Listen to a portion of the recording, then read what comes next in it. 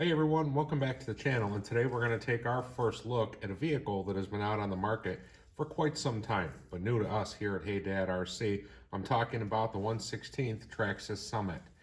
Went up to the hobby shop today. I had gotten a couple of gift cards for Father's Day. Went up there poking around, seeing what I could buy. I had a few different things in my hands. I had an RC plane in my hands I was going to get. I decided not to.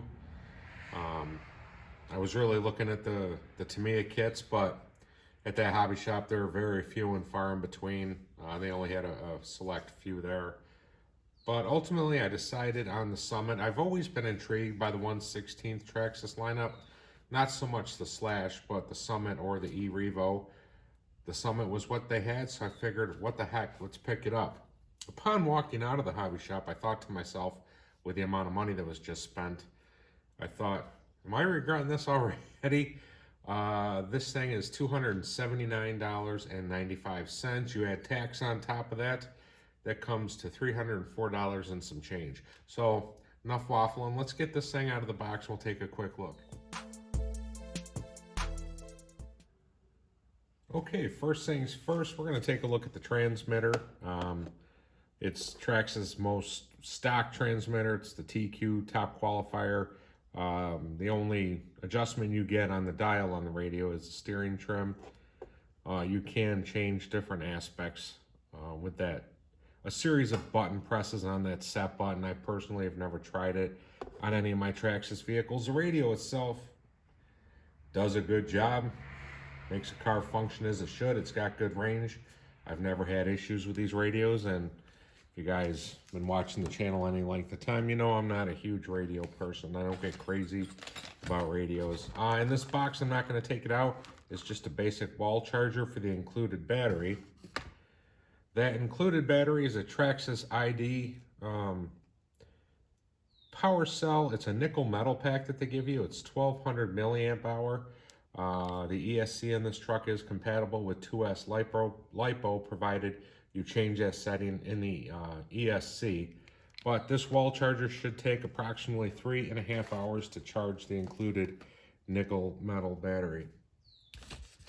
In this bag, you just got some extra body clips. One thing that I noticed though, for the rear body clips, they've got them bent at a 90-degree angle. That's really cool because it's going to help those rear ones go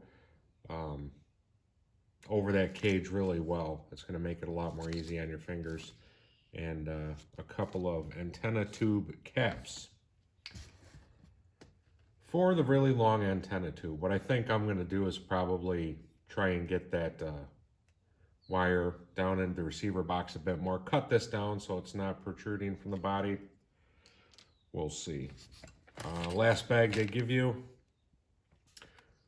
classic T-wrench, but I thought it was pretty cool. They also include a, I believe it's a 1.5, a 2.0, and a 2.5 Allen wrench. So I thought that was pretty cool. You get warranty card, owner's manual, and a quick start guide, which will help you out as far as changing ESC modes and battery charging. All that good stuff. This car comes almost completely ready to run. You do need to supply 4 AA cells for the transmitter. So taking a look at the truck, like I said, this has always intrigued me. Up at the hobby shop today, I was also looking at, I'm intrigued by Traxxas' revamp, if you will, of the 110 brush line, where they included LED lights on the trucks. They had the Stampede, the Rustler, and the Bandit up there. They didn't have the Slash, and that's the one I would want because the Slash is the 1/10th brushed vehicle by Traxxas that I don't have. They didn't have it, so I went with this. And again, as soon as I walked out of the hobby shop, I hadn't even gotten in the car, and I thought, oh my God, I can't believe, albeit most of it was gift cards, spent that much on a 1/16th car. I hope I don't come to regret that. But 2 LEDs on the front bumper. There are 4 LEDs up top on the body, and I do believe 2 here in the rear.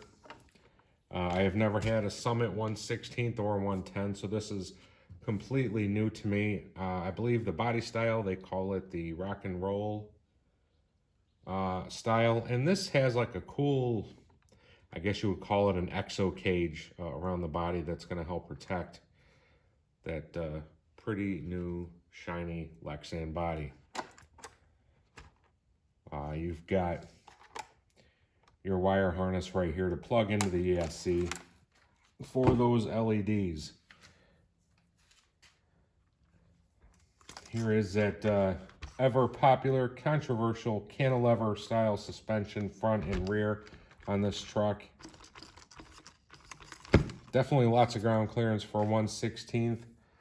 Side compartments on either side are for your battery. I do have a smaller 2-cell LiPo, but I don't know if that's going to fit in there or not.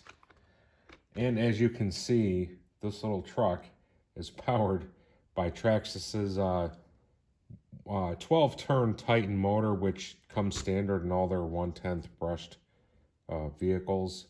So I hear some people on the videos I watch say it's not very fast. It'll go 20 some odd miles an hour. The box says it'll do 25 miles an hour out of the box.